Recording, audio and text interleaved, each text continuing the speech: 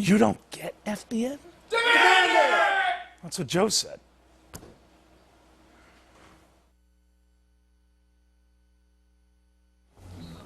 Welcome to the Glenn Beck program. It is great to be back in America. I don't know if you have heard, but I have spent the last couple of days in Israel, where I'm working on something there that I think will be very big, because there are very big life-changing things, world-changing events on the horizon. And I will tell you more as we finalize these events, or the parts of it that we're involved with, as we try to be a force for good. We'll give you more in the coming days. When the media elite celebrated the glorious uprisings in Tunisia and Egypt, I was in the back row raising my hand saying, I don't think this is going to be so glorious, especially for America and Israel. Remember? Little Satan, great Satan, kind of the same thing to the people in the Middle East. Not good. Well, how's that working out so far? I can tell you tonight that there is an end game afoot for man's freedom and the Western way of life, and I believe the end will begin in Israel. And if you don't pay attention, it will all make perfect sense when the world turns the heat on Israel. If you're at home and you're thinking, Glenn, why would you be focusing on the Middle East and Israel? We've got huge problems here at home. I hope in the next few minutes you will begin to understand a little more. Israel is the beginning of what could be the end for man's freedom. And we must pay attention and learn from history. I'll show you tonight.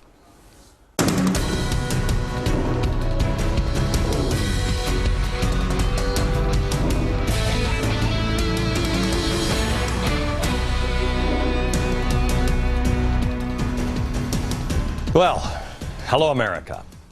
President Obama, I'm happy to report, is preparing a new speech that's being called a fresh outreach to the Muslim world that will ask Middle Eastern citizens to reject Islamic militancy and embrace democracy. Saying, and I quote, populist movements brewing in the Middle East and North Africa represent the future. End quote. Let me tell you something. He is exactly right, and that should scare the living pants off you, because it's not a bright future. What the people are crying out for in the Middle East and all around the world, including, to some extent, the Tea Party, is freedom. Not democracy, but freedom. And there is a difference. They're totally different things. How's that democracy working out so far in the Middle East? We've seen the Muslim Brotherhood position themselves to take power now in Egypt, for one, which I'm sure is no big deal. They've only said that they will end the peace accord with Israel and start war. But that's crazy talk. I mean, it's not like Egypt and Syria and Jordan and other nations around Israel have ever ganged up on them and started a war. So stop with your fear-mongering. The call now for Israel to be split in two, specifically around Jerusalem, has always been there, but now is a unique time in history. And this is important for every American to understand. For starters, the world is different because instability is higher now than ever before. Capitalism is, what was George Bush saying? It's on the march. Except it's marching the other direction for most of the world. And on top of that, for the first time in history, we have an administration that's not exactly friendly to our allies. Reports now indicate that several Arab governments are pushing Obama to hurry up and outline his plan for the creation of a Palestinian state. Mark my words, this is happening because Benjamin Netanyahu is coming to our country, and Barack Obama has to be first. It will be billed by the world as a way to end the decade-old Israel-Arab conflict. It will not. It will have democracy or freedom march into the sunset. It's important that you understand something about Jerusalem. Jerusalem is already split. It is split into 4 different sections. This is the Dome of the Rock. You've seen this a million times.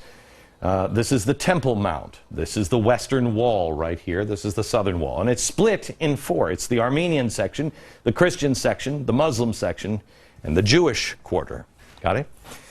It's split, and yet it works. I was there this weekend. I walked in all of the sections, and I was free to see everything and how it works. Well, there's a new poll out. Came out in January of this year. It was conducted by the Palestinian Center for Public Opinion. So it was conducted by Palestinians in the Arab neighborhoods of Jerusalem. Most Arabs living in Jerusalem actually prefer living under Israeli sovereignty over Palestinian authority. Why? Because it's stable. Having just been there, I got off a flight this morning at 6:30. I can tell you that in some ways I feel safer in Jerusalem than just about any place else I've ever visited. It's not like you see on television. So if it's relatively stable and it's already divided in four and everybody is protected and it gets along, why would you divide it? Why? You need to divide it to destroy it. Shouldn't we be looking closer at all the other Arab nations around the region that can't seem to grasp the whole living in peace with each other and freedom concept? It seems that Israel, out of everyone else around, is the best place to be, not the one that the world needs to pay attention and fix. That's not me saying that. It's most of the Arabs that live and work with Jews and Christians in Jerusalem. So why the target on the backs of Jerusalem? Well, let's remember, we are the great Satan. Israel is the little Satan. We are one to our enemies. They're not going to wipe one out. Let me ask you this. The great Satan basically means the Antichrist. In the Middle East, they look at the Antichrist not as a person, but an entity or a group.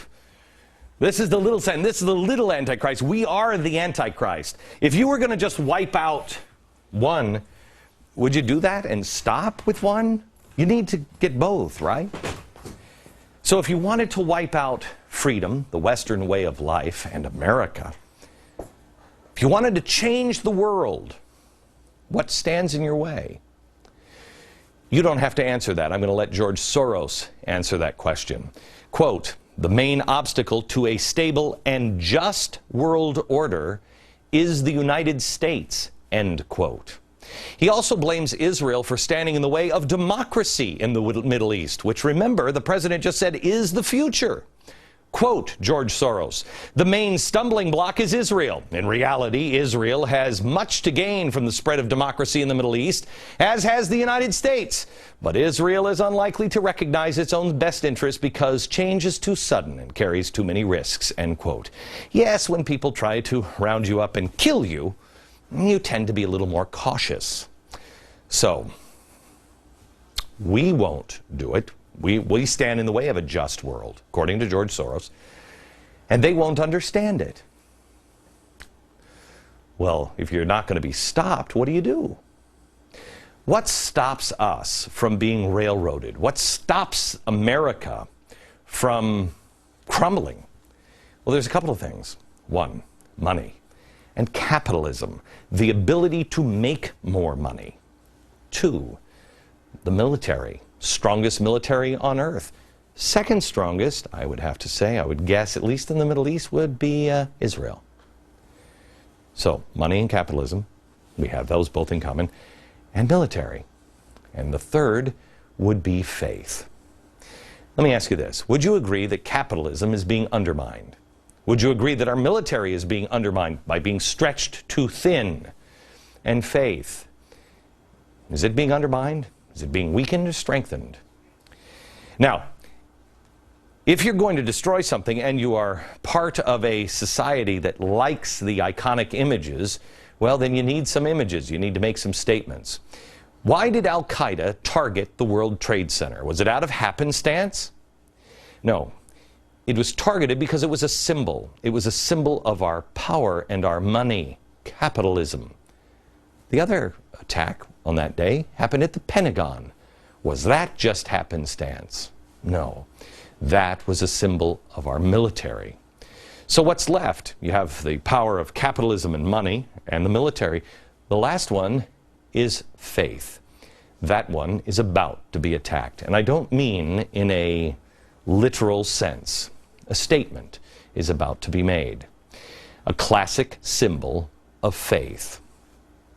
It's happened before. It happened in Spain when the Muslims conquered the Christians there. They tore down a church, a big one, and built a huge mosque. They called it the Cordoba Mosque. They built it directly on top of it. That's the picture. Jerusalem is the center for most of the prominent faiths in the world. It is the key for the Jews and also for Christians. It's where God tested Abraham's faith, and Abraham listened, preparing to sacrifice his own son Isaac. Jesus taught day after day in the temple there and performed miracles there. He was crucified outside of the city and he rose again from the dead in that city. It's where Muslims also believe Muhammad ascended up to heaven with the angel Gabriel by his side.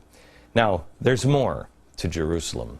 In Judaism, it's also believed to be the place where creation began and where Adam was formed out of the dust in the ground. Where did God gather the dust? God gathered the dust right here on the Temple Mount. In the late 7th century, Muslims slaughtered the Jews during the Muslim conquest of Jerusalem. There's been a lot of killing on all sides. But the Muslims then built the Dome of the Rock. You've seen this picture before. It's the most recognizable structure in Jerusalem, and it currently sits on almost the exact spot of the ancient Jewish temple.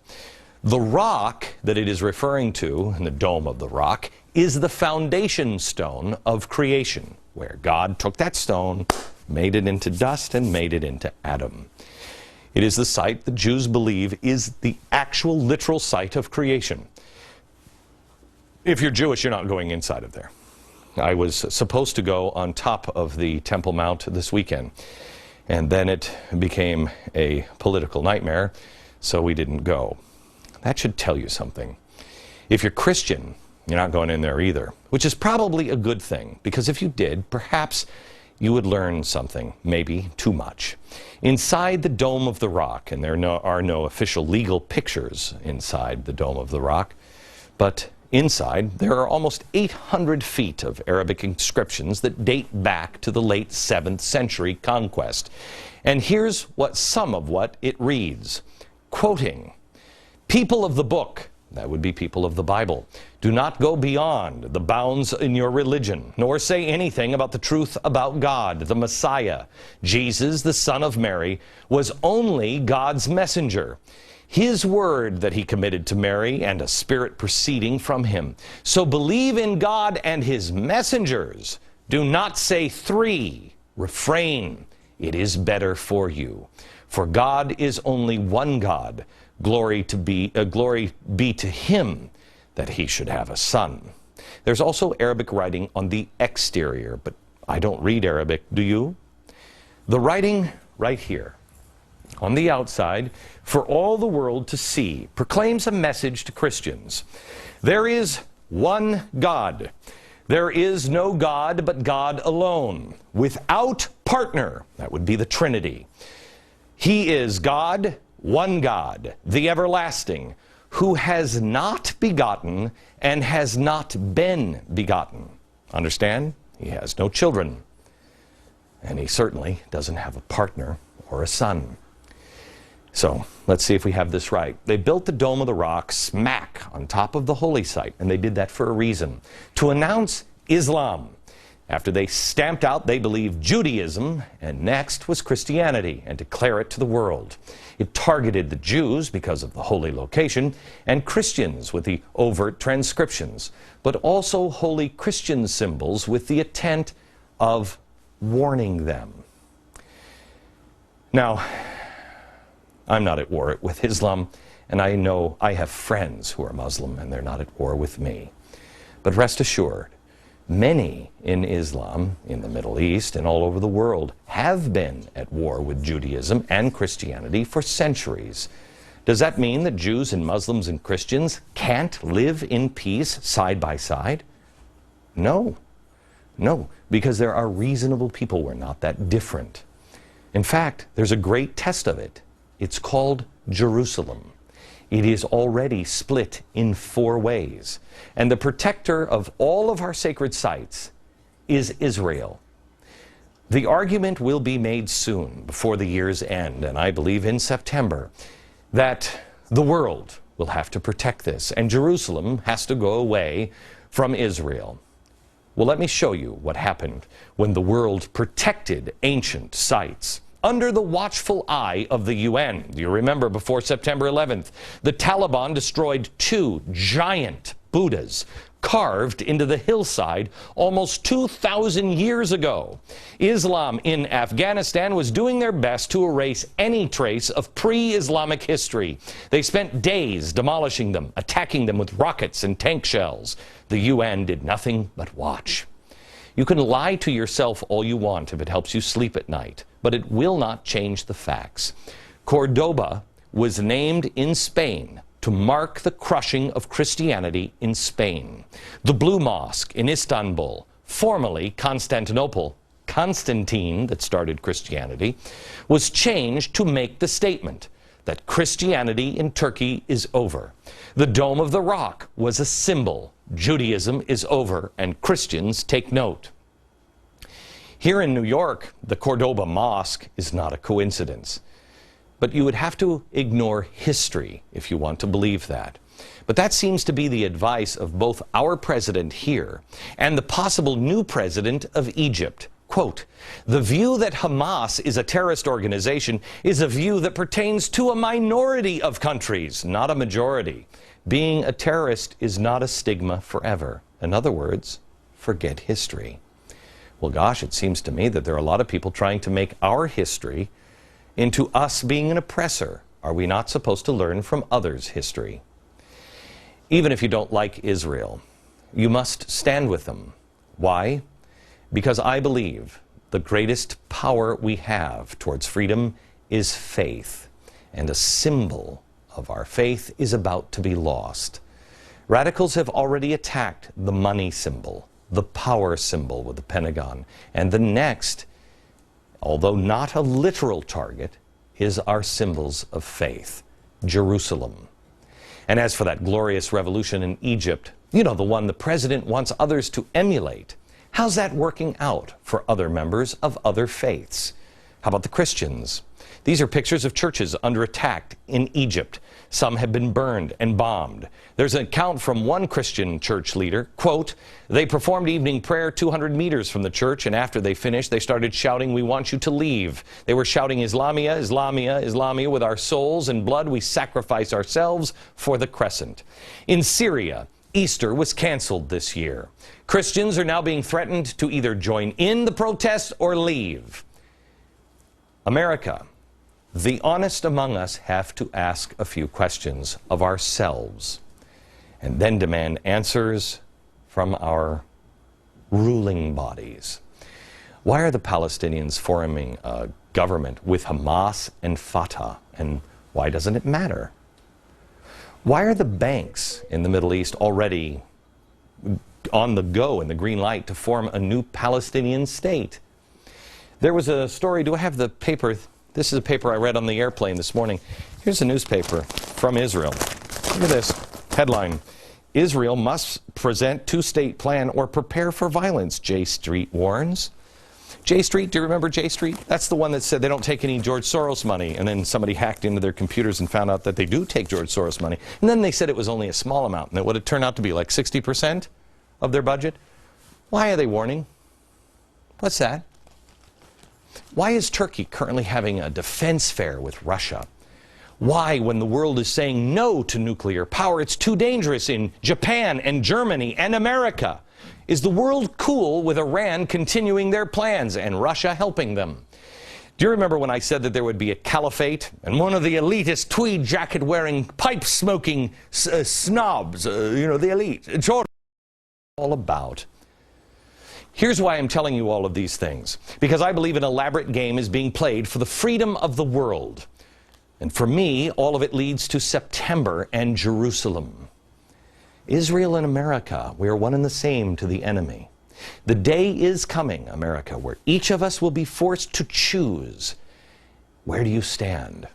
I suggest that you and your neighbors do your homework and choose with your eyes wide open, because things are going to look very different soon, because a game is being played and the freedom of the world is at stake. Back in a minute. The United States has given a forceful speech on immigration while visiting Texas, the state where they asked for help from the federal government. After they were declared a disaster area, they needed some more federal funds so they could help fight the wildfires that have scorched 2.2 million acres in Texas. So you have some concept that's roughly the size of Rhode Island and Delaware combined. But that wasn't worth the president's even returning a phone call to Texas.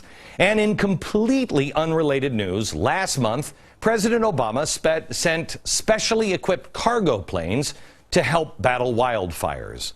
Not in Texas, but in northern Mexico. The Mexican government picked up the phone, and President Obama took that phone call. So let's see. Let's not help Texas, but let's help Mexico. Well, let's see how much he cares about stopping illegal immigration. Mexican authorities, by the way, announced today that they have unearthed 8 more bodies from the mass graves, bringing the total to 188. Also this week, in a separate incident, suspected drug hitmen dumped 6 headless bodies outside of a school in northern Mexico. The middle-aged school kids were about to put on a Mother's Day show when the headless bodies were dumped. Mr. President, we have a problem on our southern border. And if you would like to have a dialogue, here is what we would like. 1. Mr. President, secure our border. I'm sorry, I feel redundant. I said this during the Bush administration, too. Secure our border. Support our border agents. Enforce U.S. law. And 4, make legal immigration easier for those who want to come in and be an American. The fence the president claimed was, quoting, basically complete in his speech, is not even mostly complete. It's actually 5% complete. Mr. President, do you need a refresher on math? Even the law mandating the fence be built only called for 670 miles of fencing in the first place, along a 2,000-mile border. The border, sir, is not secure. It is porous. Don't just post the border agents on the border, please. Support them. Rather than sending $1.4 billion to Mexico and Central America, as Bush did, use it on our side of the border and help our agents. 37,000 people have been murdered across the border, just across the border, in just the last couple of years. Will the violence reasonably stay on that side of the border forever? The answer is no. What do you say? We allow our National Guard to put bullets in their gun and use them if necessary. I want to be very careful. Use the guns that are loaded, if necessary. Think of it as not a kill order, but a capture order might be good. By enforcing our law, we stop enabling illegal alien activity, and that includes cracking down on U.S. businesses that refuse to comply. And making the illegal immigration system easier, I'm sorry to hurt Cass Sunstein's job and make less red tape, but it is hateful, isn't it, to encourage legal immigration while discouraging illegal immigration? Mr. President, it sounds almost like Republicans want to stock alligators in moats, which is, by the way, what he said in his speech. Legal immigration enhances our nation. Illegal immigration tears it apart. But it seems to me that there are those people in our country that want to tear us apart. You'll have to make your own best guess at why, but I will show you an example next. I had a chance to compose a special message when I was in Jerusalem this weekend. I composed it while I was in the Garden Tomb at the end of my trip. It's one of the most sacred sites in Jerusalem. It is there now, available at glennbeck.com. I invite you to check it out and join us for a journey over the next couple of months that will take you to places that you will only imagine. I invite you to be a part of history firsthand. Go to glennbeck.com now and get more information.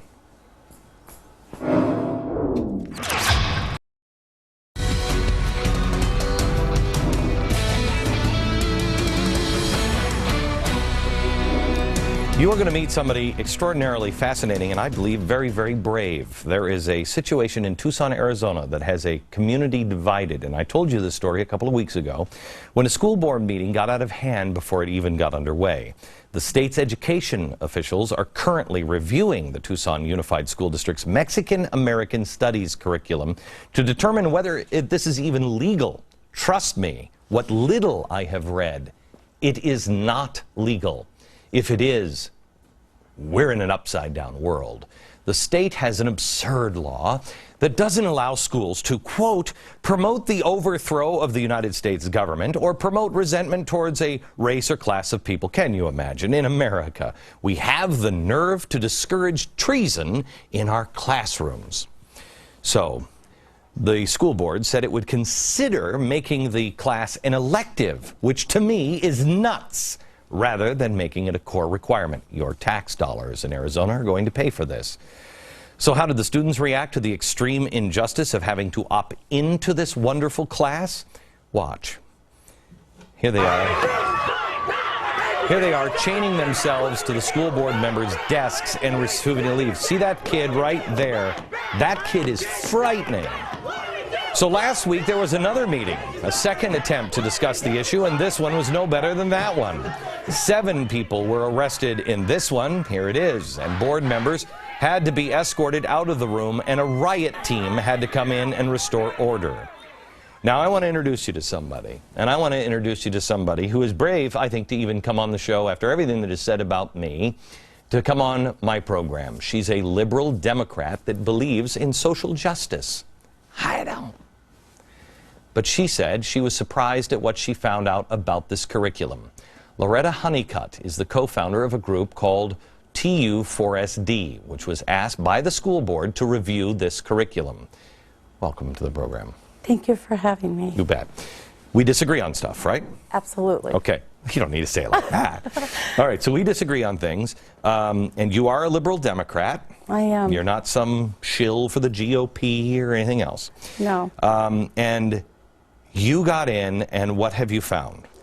We were asked to, I had offered support for ethnic studies originally and had sent a letter of support for the program to the school, to a school board member who was a friend of mine. Okay. And I said, please defend this program. He wrote me back and he said, it's not what you think it is. Will you please help us look into some of the charges and claims made by various people? So we offered our expertise. We do have some expertise in school reform, and my particular expertise is in equal access issues. So we came in with a devotion to public education. Your mother helped start one of the first teachers' unions, right? Yes, she did. So you and I couldn't be on farther ends of the spectrum. Correct. Correct. Got but it. One thing we have learned over this time, our group is growing, and it's both Democrats and Republicans who have... Because this is not political. This is against America, and really against, it's pitting people against people, is it not? And I think it's being used as a distraction. You know, pay attention to your parties, not to what's really happening. So we're looking at all of these false arguments, and we're not looking at the... Listen, America, would you just listen to what she just said? Say it again. Listen to what she just said. The news of the day is... well, that we're being distracted by politics and not by principles and real issues and our core values. Come here. I love you. I love you. Thank you. Exactly right. Okay. So, I saw this picture. Do we have the picture of Ward Churchill involved in this? We have a, there he is. I don't know if you can spot him there. He's over there, he is. There's Ward Churchill. This is the guy that said everybody in 9/11 was the Leichmans. This is not some little Democrat.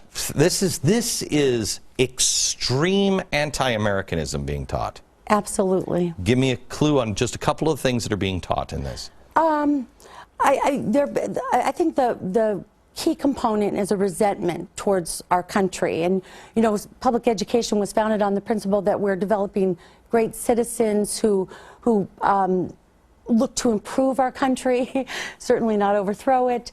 And we're seeing that in the curriculum Who's behind this? It's a group of radical ideologues who are absolutely committed to creating little foot soldiers. And this is their... Do you know who specific? How did this program, did it start this way? Did it evolve? Do you know? It evolved over evolved. time. And I think it originally started as a jobs program for a bunch of ideologues coming out of the university that couldn't otherwise be employed. This is actually the University of Arizona is involved in this, right? Correct, Okay. yes. But these are people that the University of Arizona, they are still employed by the University of Arizona? No, they're employed now by the district. So they're educated at the University of Arizona, and then they take jobs over at the district. And it's a little job factory. It's almost become a cottage industry. And it's all based on this critical race theory. And it's... What is critical race?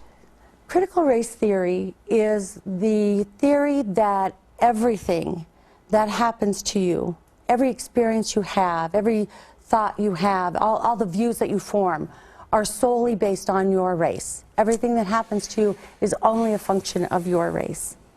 Now, gee, that sounds familiar. Yeah,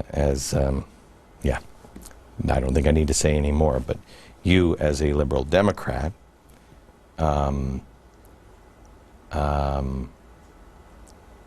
have seen race played out, but I'm guessing, seeing that you're white, and you're now coming out and saying this is bad, I'm guessing now that you are only thinking of race now to many. What's unfortunate about this whole situation is it has absolutely nothing to do with race. If you were to look at the 4 different departments at this school district, all of the other ethnic studies programs, Pan-Asian, African American, Native American, those programs are perfectly in compliance with the laws. They elevate children. They celebrate the accomplishments of their ancestors. They recognize our foremothers and forefathers of color's wonderful contributions. This is distinct in its emphasis. Okay. When we come back in just a second, Lori's going to explain to you this isn't just happening in Arizona. And this is why I've said for a while that we Americans have got to wake up. They've got to wake up. It has happened in dribs and drabs and slowly, and you have no concept of how bad things have gotten. And I think this is Tucson is the tip of the iceberg. Remember, it is also now in Tucson that we learned this last weekend that they're being described as liberal Democrats. I'm sure you're not one that wants to secede from the state. It was supposed to be those crazy Tea Partiers that wanted to do that. But somebody in this same area, it seems to me, Tucson is being ripped apart from the inside. Where will it end? Well, I guess that's up to all of us on how we react to it. But I want to show you a little bit more on what's in this curriculum, what you should look for in your school districts, and how you can get involved. Coming up.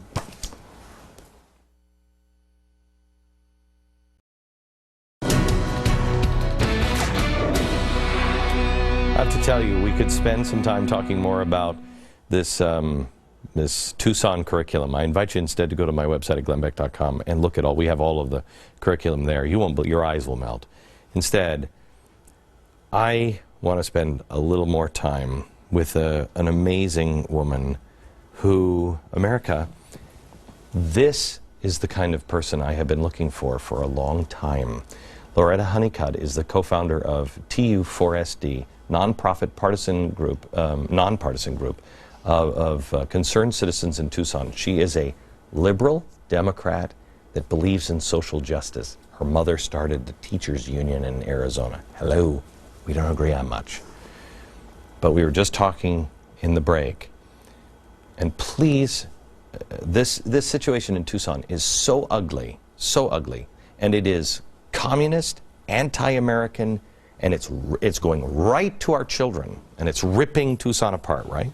Correct. How do you get, if I say these things, people will not, they'll not report it, nobody will report it, nobody will care, because all the Democrats will say, oh, it's Glenn Beck. Here you are, somebody who strongly disagrees with me. how do you get people to listen to you? How do you get Democrats to say, whoa, whoa, whoa, whoa, it's been hijacked, it's way out of control? I think we have to set an example for each other and decide that our principles are far more important than our politics. And at our core, I think we're very similar. We have the shared value. We all have the same American values of, appreciation for diversity and acceptance and a hope that we can always be better and work harder and get where we want to be, the more equitable society. So as long as we can say, you know what, I can't care what the pressures of my party are, I can't care that I will no longer be invited to their events or popular, you have to put that aside, because at some point we have to just admit that we're on the precipice, essentially. And if we don't put all of that aside and recognize what's really, really important, we're going to lose what we really value. And Did you know that you would be called a racist and that you would become under attack like you are? We did know that. We knew that we were walking into a very tricky situation.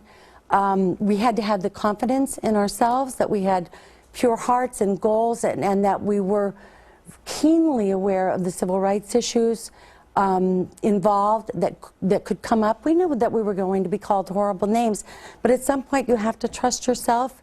You have to trust that you can endure the epithets and the charges, and you know what's at your core, and you have to put kids above everything. Okay, I want to thank you.